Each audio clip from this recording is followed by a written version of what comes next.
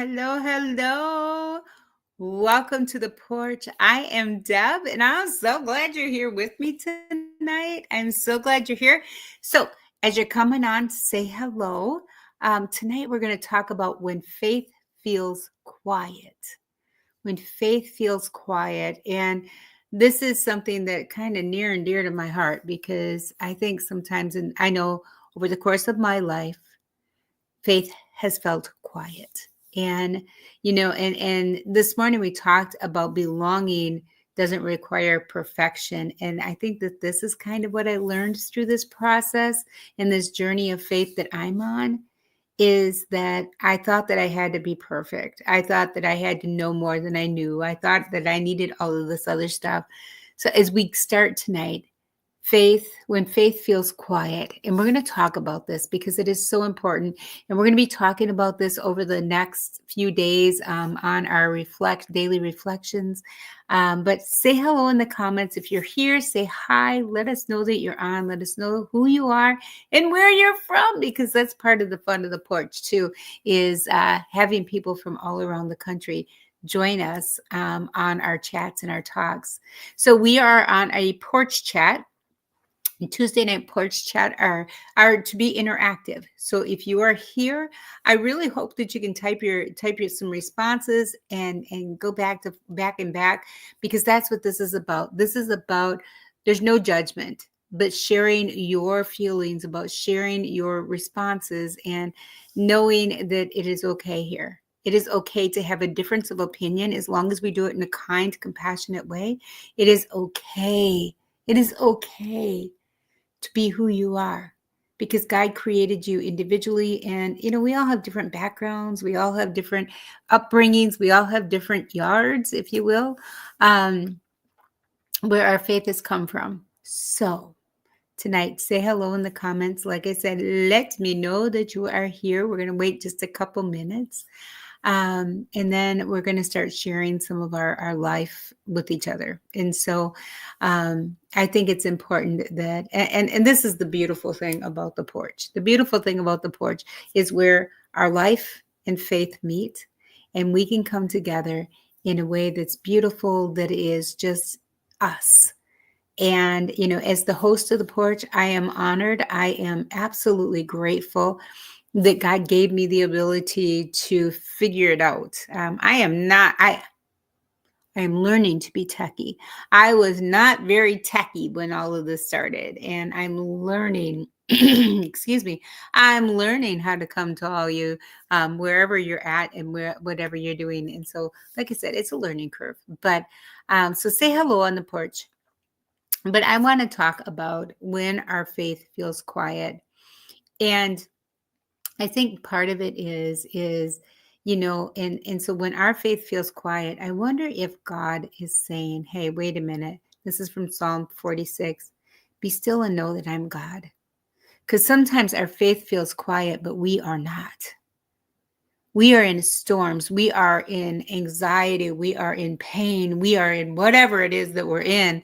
And we are not quiet, but our faith feels quiet because, we're not for sure. This is where when we talked about the yard and the porch, this is where our life meets our faith. And we're not quite ready to let go of all of that stuff that holds us. But God's saying, hey, you know what? Be still and know that I'm God. And that's really where we're coming from tonight, when your faith feels quiet. Now, I'm going to share a little bit of my story. So when I grew up, and a lot of you know where I grew up. I grew up on a rural farm. We were we milked dairy cows, and, we did field work. We picked rocks, we baled hay, we did all of the hard work. I had 7 siblings, my mom and dad, and we really worked hard, and that was that. We grew up in a very strong Catholic home, catechism, Sunday church, all of the stuffs. We did Bible studies sometimes in our homes, which was in kind of the later years. But we always knew that. But for some reason, my faith. So graduated from high school, and all of a sudden I got this newfound freedom. Woo! When you go to college and it's like, okay, mom and dad aren't looking over our shoulder, and, where are we going? What are we doing? and I went to UW La Crosse, and on campus was the Newman Center. That was the Catholic center for campus, and attended the Newman Center from time to time. But I also found in that time that it was really hard to have faith when so much freedom was available. You know, we had Clubs Club on Thursday night, a bar that had peanuts and pitchers of beer, but this was a newfound faith or a newfound life, not faith, but a newfound life that I had. And my faith felt very, very silent because I was trying to spread my wings and figure out who I was. And I don't know if you can relate to that or not, but the thing is I think sometimes that in that, when my faith felt quiet, but in the midst of that, I was also very depressed. I found myself struggling with suicidal thoughts. And when my faith was quiet, I found myself in a place that just did not feel good. It did not feel good. It did not feel like I was home at all. It did not feel like I had a place. And I don't know if you can relate to that. But like I said, this is my story. This is who I am, and this is where I'm coming from. But a lot of times when my faith felt quiet, my heart felt empty. I felt so empty inside. And, like I said, I attended the Newman Center and church from time to time in college, but it was different. It wasn't, my mom and dad didn't, we always say they drug us to church but didn't realize that, oh my gosh, now I have the opportunity to do this on my own. And I have the opportunity to connect with God in a way that I've never had the opportunity to do before. And I think that there are some things, hi, Rhonda.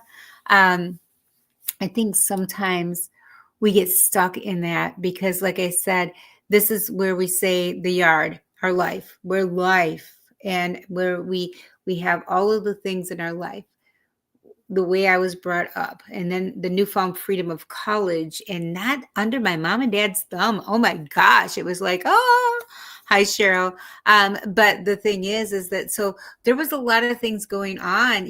I was never drank in high school. So this was like, oh my gosh, this was like, so I was trying to figure out who I was. And in the midst of that, my faith was very quiet because I wasn't looking to God at that time until one day when I was sitting in my car and really wanted to drive off the cliff.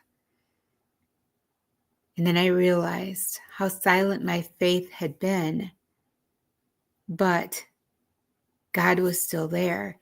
And like I said, and this is there, be still and know that I am God.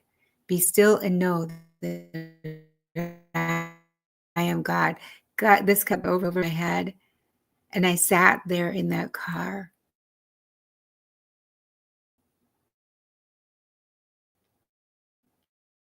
And I was miserable. I was doing this because my want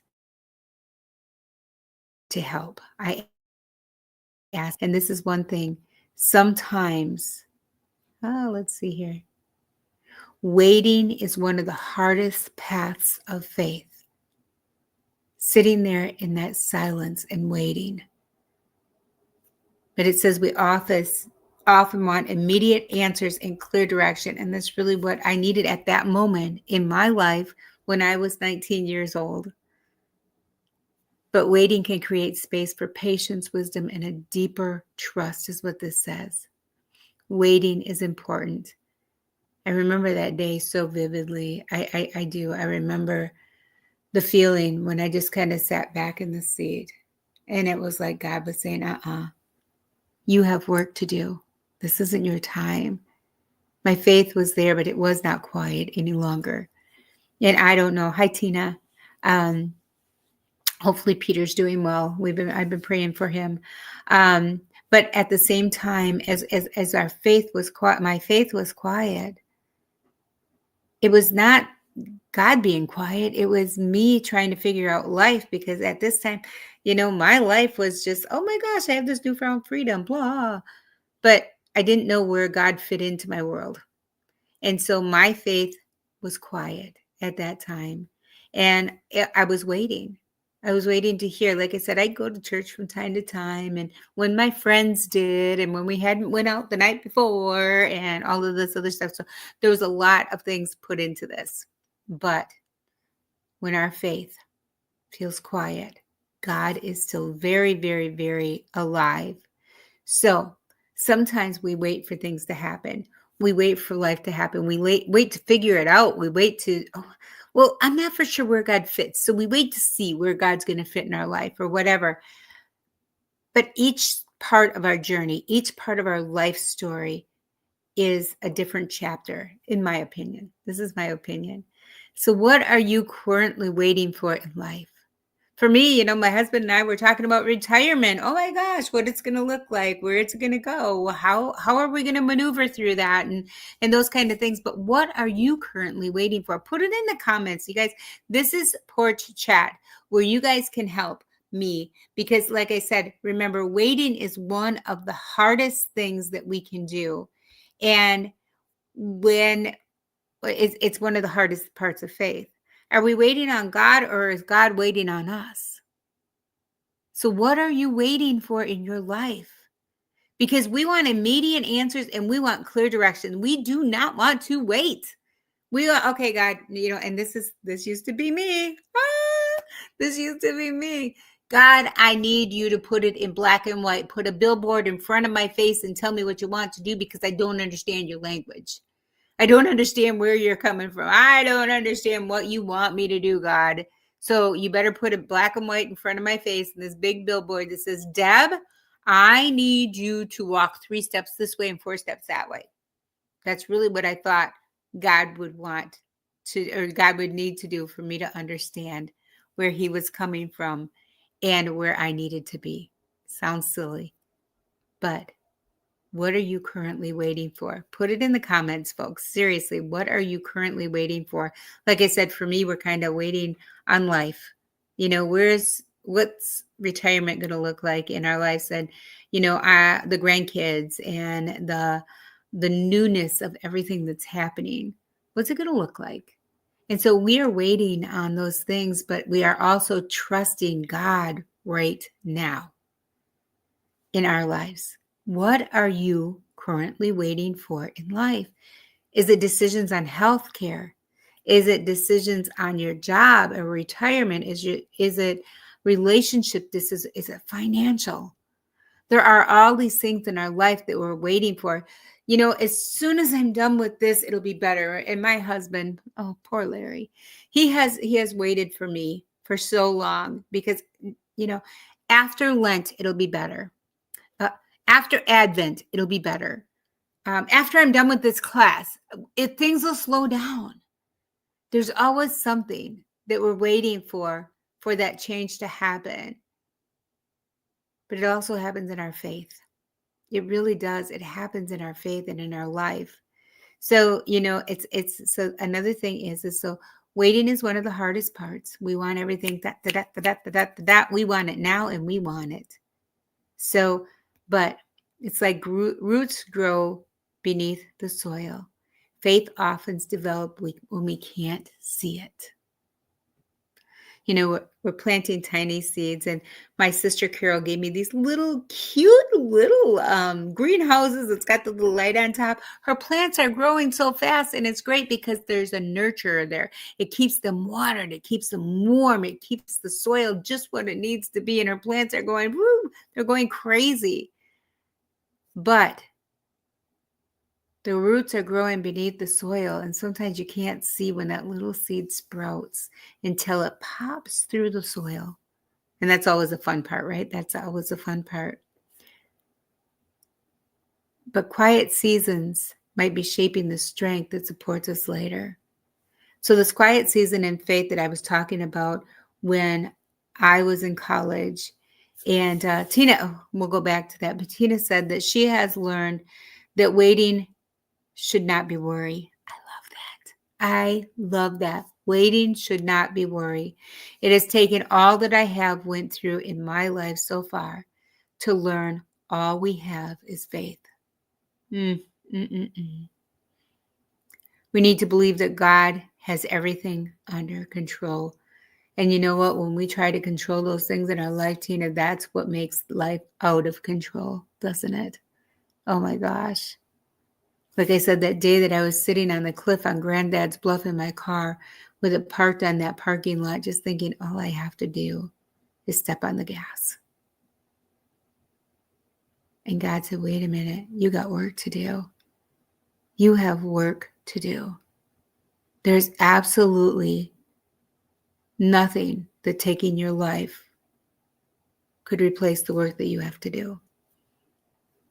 And like I said, looking back, that was pre-marriage, that was pre-kids, pre-marriage, pre-grandparents, well, everything, long time ago.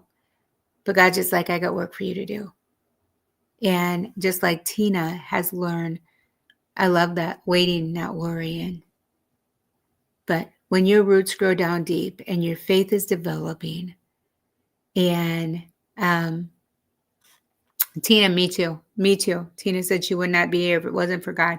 Same. And like I said, my life has changed. Life has given me blessing after blessing after blessing after blessing. And God, it keeps gracing me with his mercy and his love. And you know, and we've found all of these things that are just so beautiful. But once again, when we, you know, when our faith is developing, and I know sitting on that thing and God saying, hey, I'm done, not done with you. It was like those roots were growing down deep, and I could not see that. I could not see the beauty that God was creating inside of me at that time. It was a quiet season, just like this said. It's shaping for strength that supports us later. And it is because of that day, it is because of that time that I think back on how precious life is. And then I became a pastor. And I know a lot of you have seen my tattoo on my arm right there.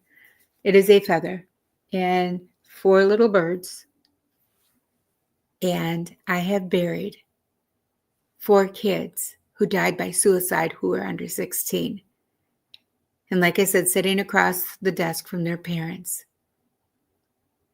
and trying to console them, trying to nurture them, trying to love them through this process. But I could feel some of the emotions because I had experienced them myself. God was giving me the strength and the courage to do what he needed me to do and what he had ahead of me. I did not know it at that time. But that faith that was growing beneath the soil that day, I couldn't see. I beat myself up for years that, oh my God, I can't believe you're going to do that. I can't believe that's where you were. And, you know, beating myself up. But that quiet season of faith, it shaped strength that supports me still today. And that was 50 years ago, 40 years ago. I won't make myself any older than I am, but that was 40 years ago. And Tina says too that she feels like that she has been through hell on earth. Just think of what heaven will be like. You know, and this is beautiful. Tina says also that she's at peace, and I know that God can handle this for me, and I'm at peace. You know, Tina, I feel that way. I feel with all of the things that are going on in my life, all of the things that are happening, all of the things, the good things, the bad things, the ugly things, the beautiful things, the things that are happening in the world. But for some reason, I feel at peace as well. Because I know that once again, God says, be still and know that I am God. God is there. He is here. He is inside of me. And he is living in me and through me. And what an amazing blessing that is. And for me, I just keep going over in my head. I'm not for sure why God trusts me to do what I'm doing with my kids. You know, we adopted the kids. We had all of these other things going on. God has put trust in me. And it's humbling. But through all of these things and through all of these scenarios, like I said, it's growing, and the roots grew down into the soil of God's love. It's just like the prayer that we do. May your roots grow down deeper and deeper into the soil of God's love, though you can never see the end of it or fully understand it until you are filled up with God's love for yourself. That is deeper, wider, and higher than we ever know. And I truly believe that. I truly believe that God's love for us is deeper than anything that we can ever feel. And so the thing is that this is the one thing. So, I remember taking the youth group when we were going to the Elroy Church. We went to, I think they called it Winter Blast up in Marshfield. And we took a bus of kids and we went up there. And it was the first time, like I said, growing up Catholic, everything was pretty low key. But we went up there and these kids were raising their hands and they were praising God and they were loving the world that they were in. But then we experienced this, this deep faith that these kids had and this connection that they were having. And it was beautiful and weird. And it was, I'm like, I just want that kind of faith. I want to feel that. And as we were going through that, I also, hi Margie, nice having you here. But I also realized that faith doesn't always need dramatic moments like that. It could be that quiet time in that car when it's just you and God and you not knowing where he's going to take you or what he's going to do with you. Sometimes faith simply is quiet trust. And I want you to think about this. Sometimes faith is quiet trust. And you continue to walk forward even though you can't see the whole path of what God's got for you. I still cannot see the whole path. I'm going to be 60 years old. I can't see the whole path. But you know what? I know the path that I'm walking on is God's. And he's there with me. And I am not walking off that path because it's safe and there's peace there. There's peace there. And Tina says that her son Michael always wanted to be with Jesus since he was very young, and now he is. I believe that wholeheartedly. And the thing is that sometimes we cannot see beyond this or this or this because we put the blinders on when God is here, but yet this is what we see. And we beat ourselves up. We fight ourselves in that faith. And like I said, the yard where our life is and all of the experiences in life. And then we come to the porch where we meet God and we meet real faith. And sometimes it's very uncomfortable. And sometimes it's scary almost. What if God doesn't love me? Those questions, those hard questions that we talked about last week. What if God doesn't love me the way that I think God's going to love me? What if I'm not good enough? What if I don't know enough? What if God asks me questions? What if I have to answer for all of the things that I did wrong? What if? So we kind of start walking back towards the yard where our life was comfortable and where we didn't have to worry about it. Have you ever been there? I have. But God's saying, come on. Bring your chair. Bring your life experiences. Bring the ugly. Bring the beautiful. Bring all of the stuff. Come on. Let's talk about it. Because it's in those moments when our faith is growing deep and the roots of our faith are growing. Like I said, I love this. And that, that we can do this. Hold on a second. I'm trying to get this done and it won't go on where I want it to. But anyway, so let me do this one more time. So it's like roots that grow beneath the soil. And all of us can understand this time of years. We're planting those little bitty tiny seeds to grow a garden. One tomato seed produces thousands of tomato seeds because it produces this beautiful fruit. One raspberry seed can multiply over and over and over and continually make raspberries.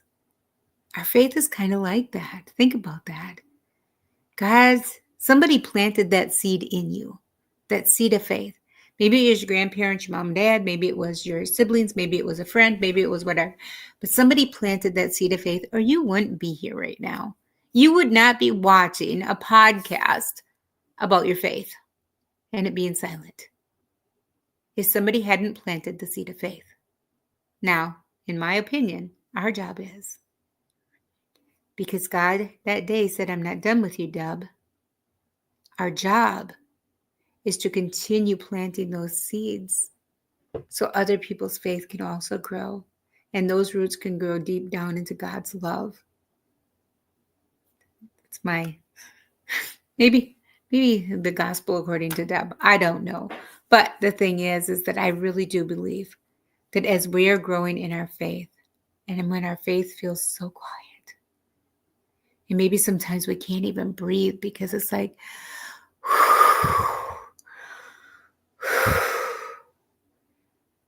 our heart feels heavy, our chest feels heavy, our shoulders feel like we are just being pulled away from life.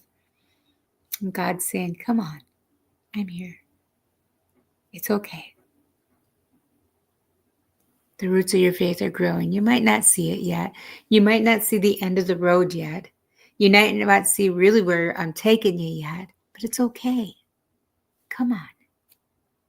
And I keep picturing that. I picture this as, as we're seeing the porch emerge, and faith is on the porch. And when we're seeing the faith grow on the porch, and we're seeing everything else grow, and we're transforming ourselves. And I'm not talking about the porch online. I'm not talking about our group. I am talking about the porch in your heart. I am talking about that place where your life meets your faith. Because I believe that God lives in us and lives through us. And I believe that it is us. When we are quiet in our faith, God's still working. God is still working in that faith.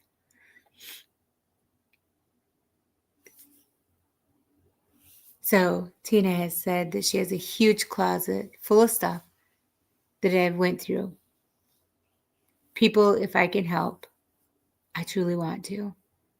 And that's the thing is that God gives us a caring heart. God gives us resources that we don't even know we have. God gives us things and knowledge and support and whatever, because our faith is growing deep.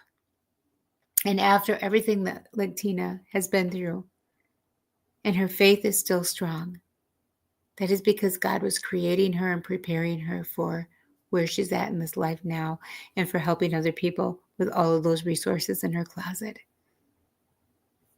There's a weird beauty in the midst of our storms, in the midst of our brokenness. And I think that God is just loving us through absolutely every moment.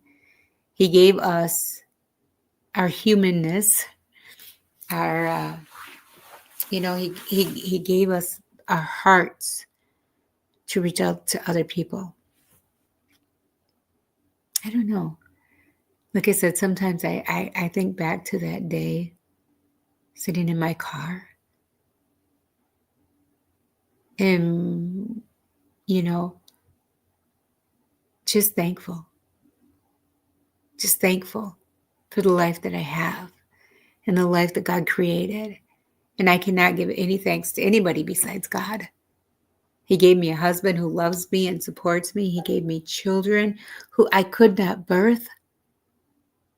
Two are my own, 4 are adopted. He gave us a resource to have our kids come home in a way that we could not create them. So God gave us the resources to do that. We have beautiful grandkids. I have a family, my siblings, my dad's gone, but my mom, she supports me in what I do. And it has become beautiful. And so as my faith is growing deeper and deeper, and that's why this year is so important to me, I have a picture of my dad. And I'm going to see if I can pull that up really quick. So every single morning, I go on, and I'm going to see if I can get this for you. But every single morning, I go on and I have this PowerPoint. And my PowerPoint is our whatever. And so as I create these and find Um, what I want to tell you for the day. Let me see if I can do this. Talk about for the day and what I want to do. Hopefully, I did not freeze there. But so here is the picture. This is my daddy. And this is what I see every morning. This is your spiritual growth. I'll be with you. You can reach people, bringing them closer to God. I'm proud of you, daughter. Love, Dad. And so I want to show you. Oops. Nope. This way. Nope. I don't want to edit it. Shoot. But there's my dad, just sitting there with me every morning. And the last words that I remember my dad saying, he had Alzheimer's, but the last words, he couldn't remember my name. But some of the last things he told me as I was walking out the door, he's like, daughter, I'm proud of you. And so every morning I take that with me before I come on and see you guys, before we talk at 7:00, because I know my dad is walking the spiritual journey with me.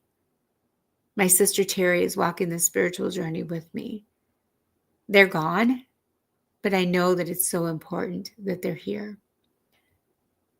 And so, like I said, so that is how I start my mornings before I come on at 7:00 and absolutely chat with you guys. And so remember the beginning of January, I said, God is that higher power. He is the higher spirit. He is there. And it is our job to reconnect with him, our spiritual selves, to reconnect with God's spirit.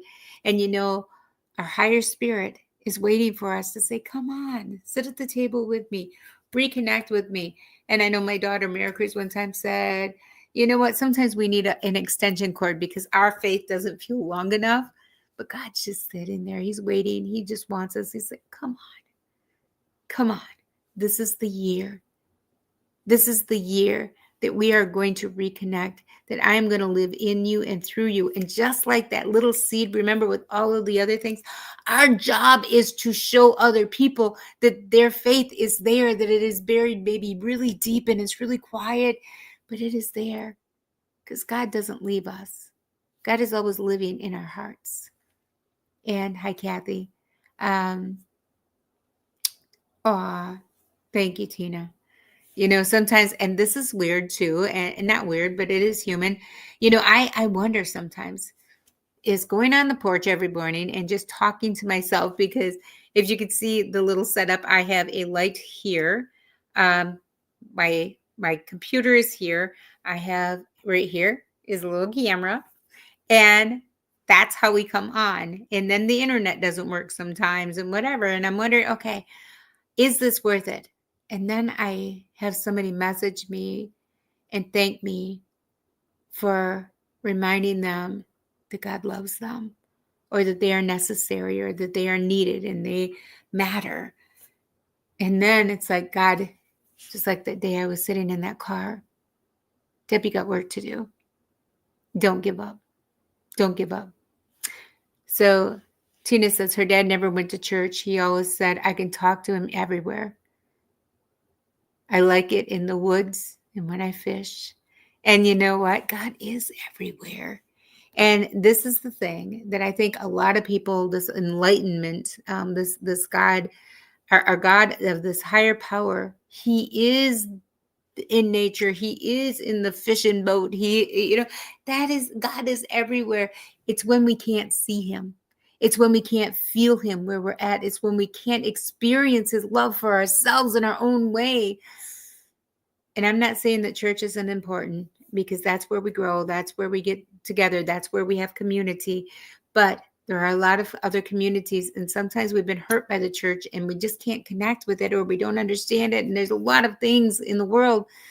But yes, I agree with your dad. God is in that fishing boat with you. I had, when I was pastoring, I had one gentleman, hey, pastor, won't be in church today. I'm having church. Here's my church. I'm in the church in tree stand. And he'd send me a picture of a deer walking through, or of a turkey or whatever. He was conversing with God. And that was more than any message that I could have gave him that day. So I truly believe that, Tina. I believe your dad was right. And I think that, and they say where two or more are gathered in my name, that God is there. And so we are gathered in his name tonight, and it is beautiful and it is wonderful. And so, like I said, you guys. So now, one of the things before we end here, I do want to remind you that we are um, we are doing our in-person porch lives at Dorset Valley once a month. And the reason that we're doing this is because we're getting ready to take the porch on the road. I know that God is, so I'm, I know that God's getting ready, but he's getting us ready to know how it's going to look and what it's going to do, and how we can do this so we can reach more people for him, so they can plug their spiritual selves into God's spiritual selves. And so join us in, I'm trying to find the date here. Let me see. I think it's the 12th of right here. Let me see. I think it is April 12th, if I remember right. But yep, April 12th is, and there's that Mother's Day. Anyway, I think it's April 12th, and it's at 3:00 at Dorset Valley Schoolhouse. I really wish you'd come out and have a conversation, because we are going to continue to talk about what we're talking about. And this month, it all is about our faith. And sometimes when our faith feels quiet, sometimes when the world is too loud. But the whole thing of this is for us to reconnect our faith with God's. And so I know we have banners, and that's what I can do is I can go on. I'm not for sure how this is going to work, because I'm not for sure if it freezes me or not. But let's see here. Yeah, let's go back here. I'm going to find it. I am going to find it. So, but like I said, as we go through life, and as we're doing life together, I just want you guys to know that, there's so much that God has given us. There's so many things that we have that are just blessings from God. And there's nothing that can separate us from that. And I'm trying to find this here.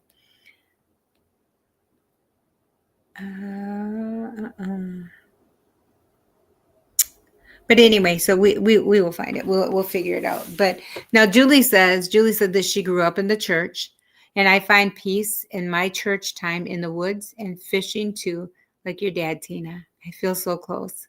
And I don't think there's anything backwards or wrong with that, because it is your personal relationship with God. And that's really what the porch is all about, is allowing us to experience God's love for ourselves in our own way, and the way that God has created us to experience his love.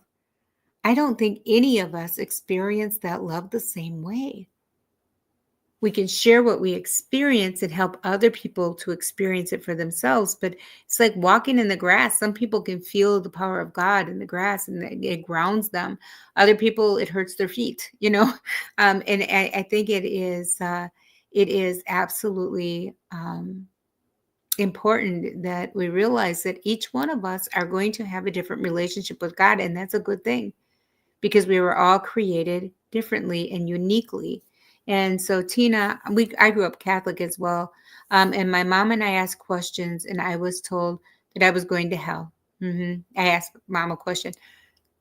That's it. We were never able to question. And it's not about questioning God. It was asking God questions, or asking questions about the church, or asking questions about faith. And I think it's healthy to do that. And like I said, so I don't know if I'll have to answer to God for that one, but I truly believe that asking questions about our faith is only helping our faith grow deeper. It is not making it so we're wrong. It is not making it that we're sinning. It is making it so our faith grows deeper. And I really believe that that's what God has for us, is that our faith keeps growing deeper and deeper and deeper, just like that little plant. We plant that one seed, and as the roots grow down, the leaves grow up and the faith just starts sprouting. And I think that that's kind of what our faith is. But if we don't ask questions, we're not nurturing that faith. And we can get stuck and just be stagnant in our faith. And then what happens when a seed gets too much water, it dies. And God does not want our faith to die. God wants our faith to grow. He wants our faith to yeah, I know. I'm sorry, Tina. Sorry that happened. But I do believe that our faith grows in when we experience life, when we explore, when we when we examine our faith and look at it and say, oh my gosh, could there be something more? Is there something different? Oh my gosh, is it bigger than what I thought? Is God bigger than what I thought? Is God bigger than what I could even imagine? God, this higher power, this amazing God who created this earth and who created me, who made us unique and individual, and and it's so exciting when you think about it that way. It should not be put a lid on. Nope. This is what you believe. This is how you have to believe it. And this is what God says. As far as I know, nobody has ever come face to face with God. And when we meet God in our lives, and when we meet him on the porch, if you will, from our lives and where our faith connect, where we finally say, God, all right, I think I'm ready for you. I think I'm ready to have a relationship with you, because God's always there. God's waiting for us. But when we are ready to do that, that's when we can connect. And when God says, yes, come on, come to me.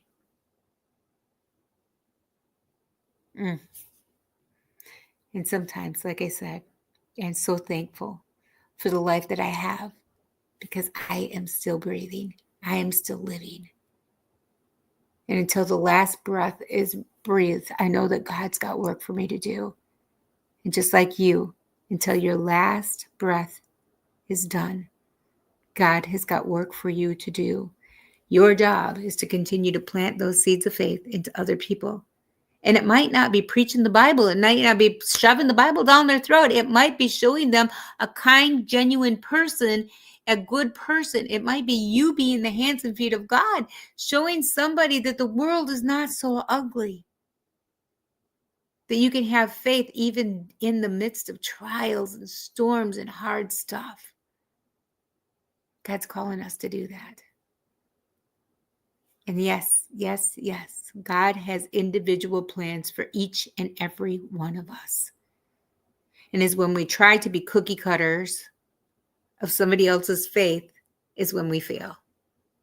When we try to be a cookie cutter of somebody else's way of believing is when we feel little, when our faith feels more quiet.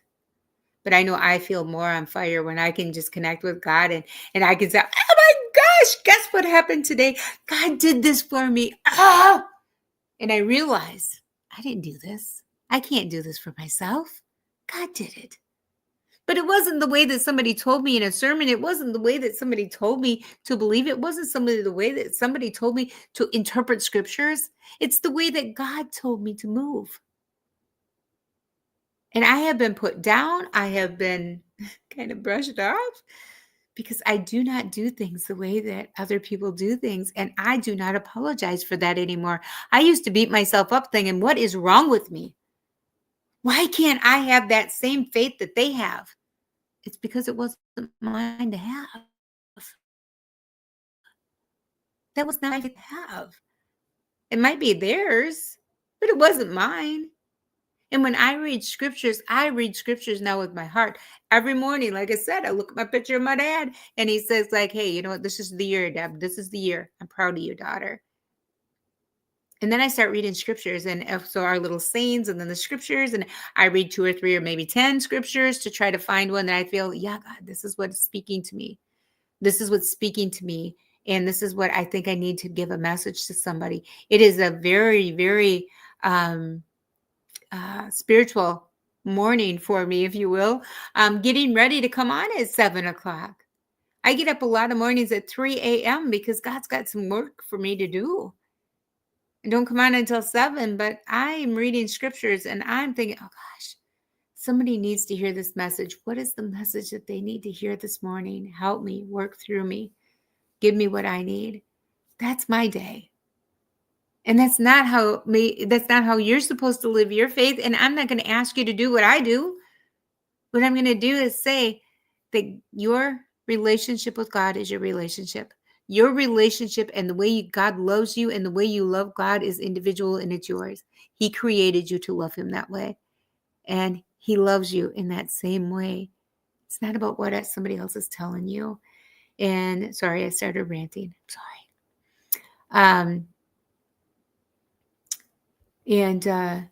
Julie said she doesn't believe that at all. I was shunned because of my divorces. I believe God is a forgiving God. I grew up Catholic, turned Lutheran, raised my kids Lutheran, and they were all confirmed, and I was still shunned. But Julie, this is some of that church hurt that so many people have experienced. That not the church is bad, but for you, it was just not the way to connect with God. You have a beautiful soul. You're serving God's people. You are helping God's children. And like I said, there are so many things that we can be told in this life, but that doesn't mean that that is all from God. And this is, like I said, for me, it is something, yeah, But anyway, so Tina said, same here, but we know better. You are amazing. Don't ever forget that. Thank you. Thank you. And thank you, Tina, or Julie also. And you know, the thing is that as we go through this, and I'm gonna wrap up tonight because I've got some chicken spinach artichoke casserole to make. But anyway, but the thing is that I want you to know once again that regardless of what your relationship with God, God is calling us today.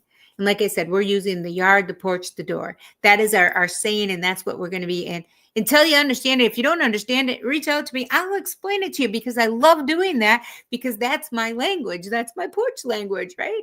But the yard is your life. It's all of those experiences, those divorces, those deaths, those hurts, those pains, those life experiences, those financial woes, those bankruptcies, all of those things. That's the yard. And the porch is in the middle. It's that buffer between the door where God stands waiting for fully trust him. Because when we are here, sometimes it takes this buffer, this place to say, all right, God, I don't know if I fully trust you because I'm reserved. I'm holding on to everything. But God's saying, come on, just take one step up, one step at a time. We'll have a gentle faith. We'll take this slow. I have all your life to wait for you. And that, my friends, are one of the things that I think is one of the most beautiful things in the world. So Rhonda says, I forget sometimes you're going to go through challenging times before you have good times. He never leaves me, absolutely never leaves any of us. He's always living right here.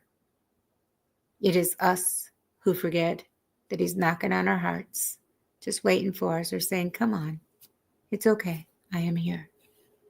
I got you. I got you.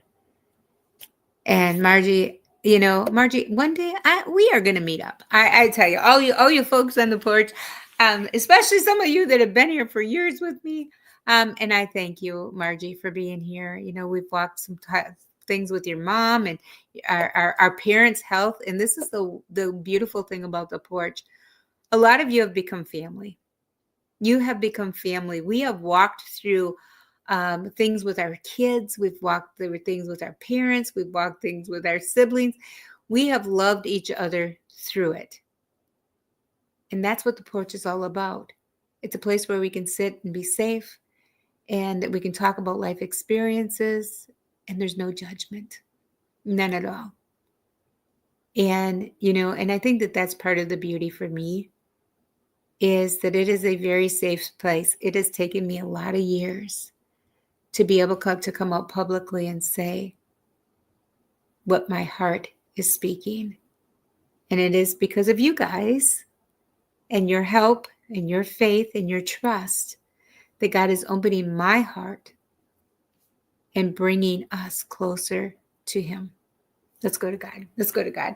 Good evening, God. God, we are here. We thank you for loving us. We thank you for this time, God, where we can just chat, where we can have an open conversation about life and about your love and about our faith and the lack of our faith and knowing that there's no judgment here.